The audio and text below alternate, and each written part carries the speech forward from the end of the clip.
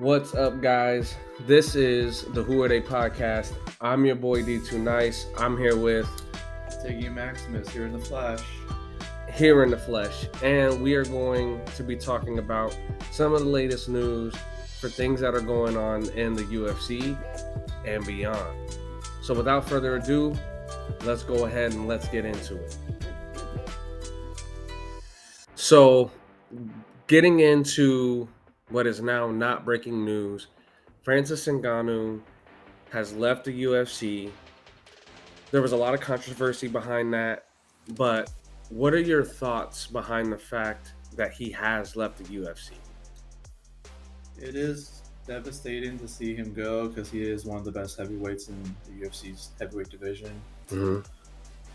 But he does voice his opinions. He knows what he wants. He needs to know that he's being heard. He needs to know that when he makes certain wishes, certain demands, that they're under consideration. But unfortunately, he just couldn't come to an agreement with Dana White in the UFC, and they both parted ways. And it's kind of interesting to see where Ngannou is going to go now. Mm-hmm.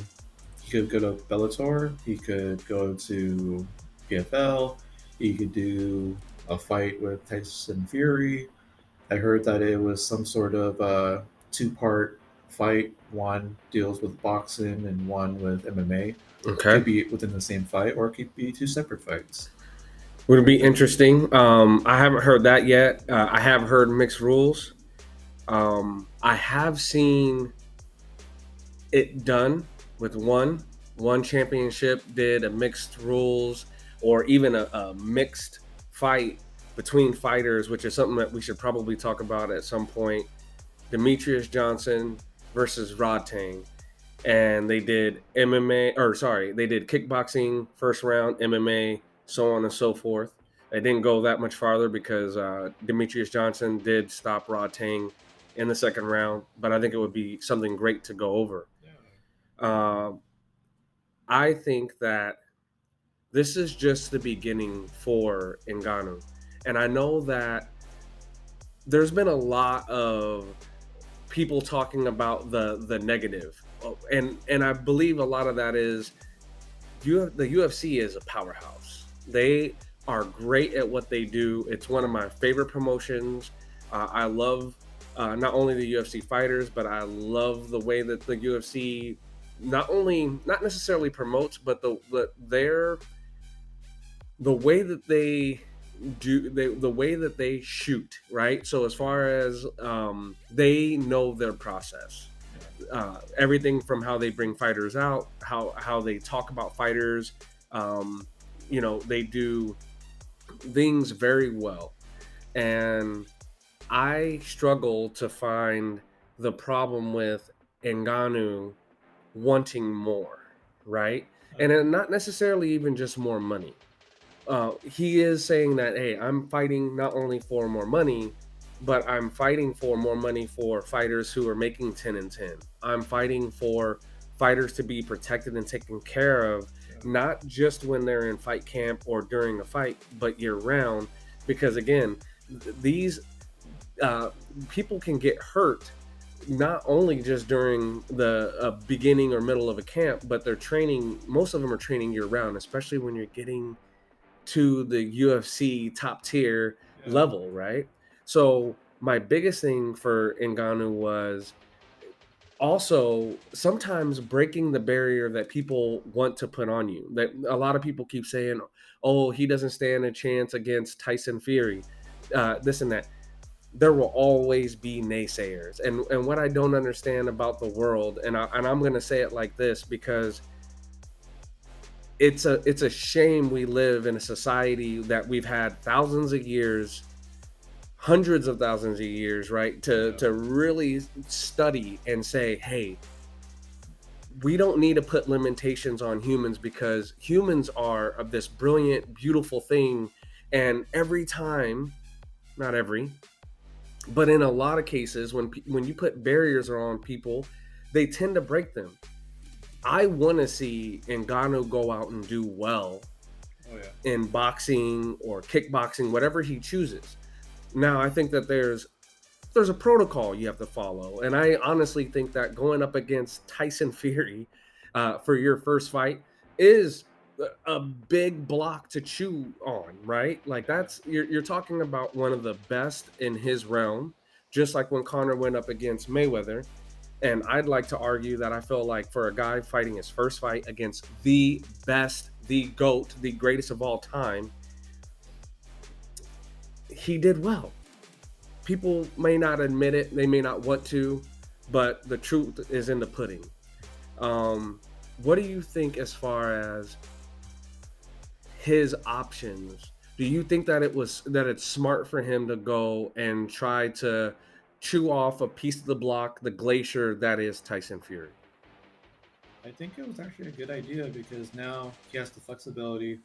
He knows that even if he signs with another promotion, that he knows that they're going to let him be free willing to do whatever he wants with, like, if he wants to fight outside the main promotion, Mm-hmm. he will be granted that option. He wasn't going to get that because I know the UFC is very tight-lipped about their stars and letting their stars go out of their promotion Mm-hmm. and risks the fact that if they get humiliated, it looks bad on the UFC. So for guys like Ngannou, like I like how they speak their minds because it gives them that power to know like they don't need to handle like very standard um, cookie cutter contracts where they just take it Mm-hmm. and then just don't even think about it. And there's like guys who want just a little more money because again, you can get really hurt in this sport, and you need to know that you're going to be taken care of if you're going to be putting yourself out there and put yourself at a high level, which most people will expect you to be at and perform. I do like the prospect of him facing Tyson Fury because you have two guys who are basically in their prime, and we get to have the pleasure of seeing something being put together. Mm-hmm. And I like the rule. I like the rules about mixed rules, Mm-hmm. MMA and boxing together. Mm-hmm. Sometimes they would talk about if it's not going to be done in the same fight, it could be a two-part deal, Mm-hmm. and you can see how well someone does in the other person's sport and someone's strength, and see if they can exploit the other's weakness because they're not that familiar or that well seasoned in the Mm-hmm. other sport. So we see a lot of times when MMA fighters do challenge boxers, but because it's only purely boxing, that you just take away a lot of weapons, and like you really don't get that sense of what would happen in a fight with one guy or one gal on one side, and then you have the gal or girl on the other side, guy or girl on the other side, and see in an overall fight, who do you think will actually win in a fight between two different sides here? Now, I get a little disappointed knowing that when I watch Connor and Floyd, I know that at the time when Connor was like two division champion, he now is like on the high. He now wants to challenge the best boxer at the time with Floyd. Floyd with undefeated record, he's going for 50-0. He hadn't lost to anybody. It's like nobody could touch him and stuff. And Connor, he's so very cocky, flamboyant. And then you have these two different personalities who are, see, in my mind, when you have these two type of guys, in my mind, I'm thinking you have two villains who want to fight each other. But it's like rare that villains want to fight each other. But in this case, you have these two personalities where they're the best in their own sport, and then you kind of touch into the curiosity: who is actually better in a fight, much less a boxing fight? Mm-hmm. And we did get to see it with Connor and Floyd, and then it started to spark some other fights where you have a cross um, promotional cross Mm-hmm. sport. Um, Right, a dual sport fight. yeah, Like I said, like in one where you had the kickboxing and you had mixed martial arts in separate rounds of one fight. I would actually like to see where if you are gonna do a mixed rules match within the same fight, that if maybe they were gonna do like a maybe some sort of like a video or do like some sort of promotional thing where you're gonna have two fighters and they both know what the rules will be, but I would like to see like how they would kind of somewhat strategize and they would do something like a coin flip or they have to do some sort of activity to kind of like whoever wins this activity or contest will get to choose how the fight will go. If it's going to be kickboxing first or it's going to be MMA first, and then you can still have it in all of it in the same fight, but depending on how you want which one to go to, Mm-hmm. whether you feel like you want to go with your strength first, your discipline that you're great at first, and then you think that you could probably beat the other person before the second set of rules will take place. Yeah. Or if you feel like you can challenge their strength and knowing that you can last the entire round of those rules, and then now you bring that person into your own discipline, knowing that they can't take you out with their own strength, and now they're coming into your Right. realm, and you're now exposing their weakness while you're taking the fight now into your Right. surroundings. So here's the So thing about that, though. So a coin toss would negate that if you're using a coin toss, right? And here's the thing: I don't know how one decided to go with kickboxing versus MMA first. It may be they feel like Tang is a bigger draw. Um, who knows?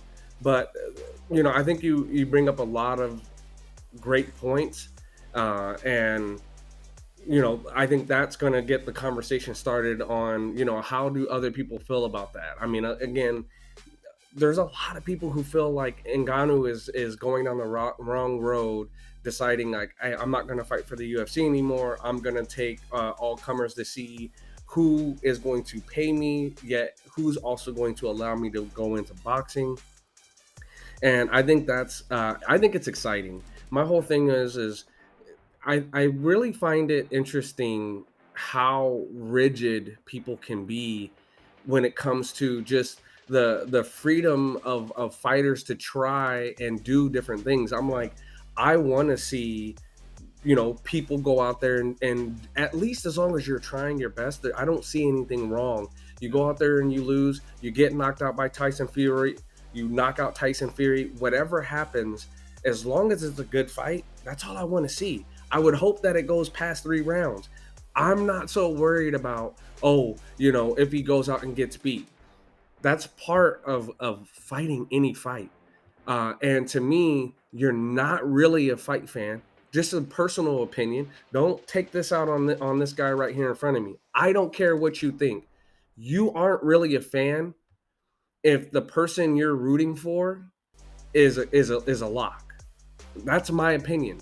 What is the point of watching? You know what I'm saying? yeah. Like, to me, it's like, the Chargers win the Super Bowl and people will say it's rigged. Well, if that's your thought, why are you watching? Yeah, You know what I'm saying? I agree. Um, I don't want to spend too much time on Francis Ngannou. I think this is a pretty interesting conversation on him, though. But I did want to leave with this. Um, your excitement is going to always come from people doing things that haven't been done before. Um, when we look at people who do spinning roundhouse kicks when someone's holding one leg, Oh yeah. and you see that, everybody goes nuts.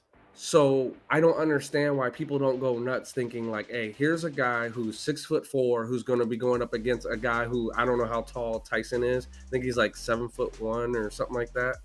He's Probably five, tall. He's six, a something big like dude, that. Yeah, 270 pounds. Who doesn't want to really see it? Maybe yeah, people are just running off at the lips. They're just saying what they think the world is saying. But I'm saying, let's see that fight. Let's see who ends up on the ground. Um, and a lot of it, I think, is also fear. I think, again, I understand, as you said, the UFC's bias. We aren't in the business of letting our fighters go out. and fight these fights where they may lose, because again, people who come from the community of combat sports can be very rigid, and in their head, if you lose this fight, no matter how hard you fought, no matter how good the fight was going for you, all of these things, if you lose the fight, that's all they remember. There isn't anything else that's going on in that. We got a lot more to talk about, so we're going to move on to the next thing. Let's go. The next fight that we know is on the books for the UFC is going to be Gilbert Burns versus Game Bred Masvidal. Street Jesus Masvidal. My friend, what do you think about Gilbert Burns going up against Masvidal? That is going to be an interesting fight, actually. Mm-hmm. Quite possibly, you might see a knockout, but you could also see some ground and pound coming from Gilbert Burns. Um, I like that eventually this fight was eventually going to happen. I mean, there's a lot of killers at 170, but I'm glad that this fight is being put together. I mean, any combination of the top 6 or 7, you're going to have a great fight at 170. Um, I do feel that Gilbert Burns may have turned a new leaf where he's now going to be like really focused on climbing back up way into the top 5 and maybe get himself back into title contention. And I would love to see Gilbert Burns face someone like Usman again, or basically Leon Edwards, or maybe quite possibly Kobe Covington. I mean, a lot of great fights. I think this is one of those launching pads for Gilbert Burns to get back up there again. Okay. And I feel like if I'm making a prediction right now, I feel that maybe Gilbert Burns might be able to TKO Gamebred. Okay. So what it sounds like from my perspective is this is a lopsided fight, and I'm taking that from what you're saying. I'm also taking it from what I've been hearing in the mixed martial arts media. A lot of people tend to think that Masvidal he is taking a bad fight here. He's game bred. Jorge Masvidal is a guy who has been fighting for a long time, and I feel like a lot of people are counting him out. Listen, I know that Gilbert Burns has a chin on him. I know that he is able to withstand punishment. The question for me is he going to be able to withstand the ability for Gamebred, who we know is a guy who, when he's in the fight, he's on top of you and he's not going to let off, right? He's a striker. He's a stand-up guy. I understand that he's going to have a little bit of trouble if Gilbert Burns decides I'm going to take it down to the ground. That's going to be very treacherous territory for Jorge Masvidal Yeah. if that's where Gilbert Burns goes. But I don't feel like it's necessarily the end of all hope. Again, especially because Gilbert Burns is a guy who likes to stand and strike as well. And he is in love with that power that he has. He does have that one touch knockout power. And the question is can Gamebred exploit that? It is my personal belief that there's always a puncher's chance in a fight. So, yes, I do agree with you. It looks like the scales are tilted in Gamebred's favor, but we know that this is in Gilbert Burns' favor, but we know that Gamebred still has that open opportunity, especially if he does catch Gilbert. So my next question is an important one, and it is something that people have been talking about because they'd like to see this nice shiny new gray and black belt on the line. Do you think that they should be putting the BMF belt on the line? Is this a one and done? Nate Diaz versus Jorge Masvidal, and it's over, or should they be putting this belt up against anytime Gamebred fights? I would say if both parties agree to it. I don't see why not. It can't be, and if it changes hands to the next guy who can beat the previous title holder, why not? I'd love to see this belt being showcased because like you can't just have it just for one fight and not be done with it. You gotta have it like every year or every couple months. You made a belt, you should showcase it, and to have that as high stakes, I would like to see that happen. Um, Dwayne Johnson, The Rock. Does he present the belt every time the BMF belt is presented to a new fighter, or if it's placed back on Masvidal? Would not be a bad idea actually, but I wouldn't mind other um, high profile celebrities being part of that too. I mean, we could have certain maybe rock stars, or you could probably have like Mm, well-known tough guys, maybe a boxer, okay. well-known. You could also have like maybe an actor who's always playing like super tough roles, kind of like The Rock, and maybe have someone in that realm come out. And I agree, it doesn't have to be The Rock all the time, but I wouldn't mind seeing a rotating um, faces of. Yeah. No, you make great points. So, is this a fight that you really want to see? We're gonna leave it here with this one, but is this a fight that you feel like you were really kind of yearning for?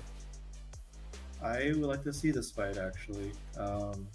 A lot of fights in 170, you see it on paper who's on what part of the ladder going up to the champion, but you kind of want to see certain matchups. And as you go up and down the list, and you feel like maybe certain challengers are only just wanting to see who the champion is and have their number called up for them to challenge the champ. But Mm-hmm. there are certain contenders in the top 7 or 8 that I kind of want to see face each other. And you never know, like when these fights will ever happen, because sometimes there'll be some kind of barrier that prevents them from agreeing on such a fight, and maybe they wanted something else, like a title shot or a number one contenders match or something. But to have this type of match, because we've all seen Game Bread in the last few years and beyond, and we've seen how well Gilbert Burns can be. And Mm-hmm. so you have two great fighters who are, I would say, in their prime, Yeah. well in So their in prime. in your words, you want to see this fight. I think people are excited about this fight. I know that Gilbert Burns, Jorge Masvidal have had their back and forth. I feel like this is one of those fights that really will get Jorge Masvidal up in the morning and training. If I can be completely honest, I still feel like Jorge Masvidal and Colby Covington are still friends, and that's why we saw the fight we saw that many people were very upset about. Um, the extra stuff, because people will say, "Oh, well, what about the fact that Jorge punched him at, I don't know, controversy? What could it be, conspiracy? I don't know. That's a whole nother thing for a whole nother channel. But we're gonna move on to the next. All right, so we kind of just talked about this in Alex Pereira. Is he trying to bite off more than any man can chew, with going up to light heavyweight, fighting Jamal Hill, getting the revenge for Glover Teixeira, and then we get what? We get a fight announcement that he is staying in his division where he newly became the champion, and he is going to rematch against Israel Adesanya for the second time. I say second time because, again, this is in MMA and the UFC. What are your thoughts on that? Love seeing them fight again. This will confirm whether the first fight was maybe a fluke, or maybe Alex just simply has Izzy's number. And granted, yes, this would technically be their second MMA fight, but as we all have seen, this is going to be their fourth encounter with each other in um, kickboxing and MMA. And I feel that Izzy was so close to try to silence all the doubters. He would have been Alex Pereira Mm-hmm. until that fifth round came around. I mean, granted, I had it Izzy 3-1 going into that fifth round, and it looked like Izzy was faster. He was gonna maybe just decision Alex Pereira Mm-hmm. until something happened in that fifth round, and Alex Pereira was able to put away Izzy. Mm-hmm. And I like the fact that, given how great Izzy has been as the middleweight champion of the UFC, and how he was pretty much untouchable at middleweight until this guy comes up from Brazil with a little history with Izzy. He then signs with the UFC, and then he starts to make his way towards the top of the ladder at 185, and he gets to meet again Izzy. And you have a history there you can kind of talk about, and you can build a big storyline where you have these two fighters who are pretty much intertwined. And you know that we've seen all the clips, we've seen all the videos, and now that the fight is going to happen, and it's getting such a lot of headway, and now to have Izzy get a shot back at his own belt because, yeah, he was the king of 185, and he should get the first dibs at getting his title back, no matter what happened in that fight. And I love seeing this fight because you have two guys who have now become very familiar with each other, and I want to see what is each person going to do to make sure they cap this rivalry and win that title for themselves and put this to rest. But I'm excited because we know there's a date, we know there's a location, and I can't wait to see how this is going to go because I am liking the prospect that Pereira could possibly not only win this fight, but then go up and defend the honor of his mentor, um, and challenge for the 205 title because the 205 champion was the one who beat his mentor. But at the same time, you like to kind of see what Izzy does after a loss and Mm-hmm. see if he's going to come back, do all this study the film, and become a better version than we saw Izzy up to this point. I like the prospects of what is going to be here. Okay. So I think that let me restart this. So I think the thing that's really interesting is Israel Adesanya decided I am going to reimagine myself in a short period of time, and I am going to go back at the guy who just TKO'd me. Now, the biggest thing for me in that fight was Izzy was obviously winning that fight. Any Izzy fan can take that to the grave if they really want to. I know I will. There were a lot of big points in that fight. And if Alex Pereira isn't ready, it is going to be detrimental for him in a big way. Oh yeah. We've seen that Izzy can hurt him in the kickboxing matches. We've seen that he can still hurt him now. He had him on shaky legs, and we know that. At the end of the day, Alex Pereira did what he needed to do to win the fight. And that's what really matters for that one. Now the question is going to be who is going to make the minute adjustments that is going to be critical for the next fight that they have, because Pereira isn't going to lose any power that's going to prevent him from knocking someone out. And Izzy hasn't lost a step yet that we know of that's going to prevent him from being able to get out of the way of most shots that anybody's going to take at him.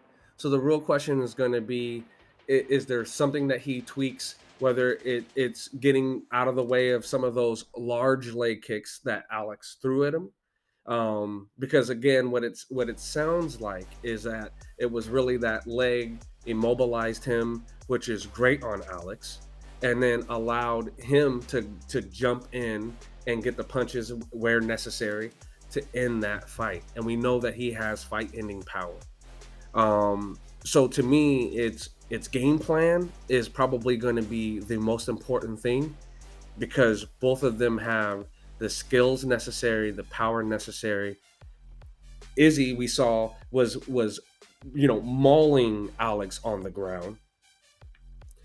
So the strength necessary to end that fight, that comes from both of those fighters. I'm extremely excited. I did not think that Izzy would take it. I've always kind of seen him as like the, hey, I don't need to go right back at this type of guy. I think that, that's what him and his team have decided. Hey, great. That's another great fight for the fans. Um, I'm sure that he had a long conversation with the other coaches in Eugene, and they said, hey, we can do what's necessary in order to get that belt back and bring that back home. Um, Listen, it is always fantastic talking with you.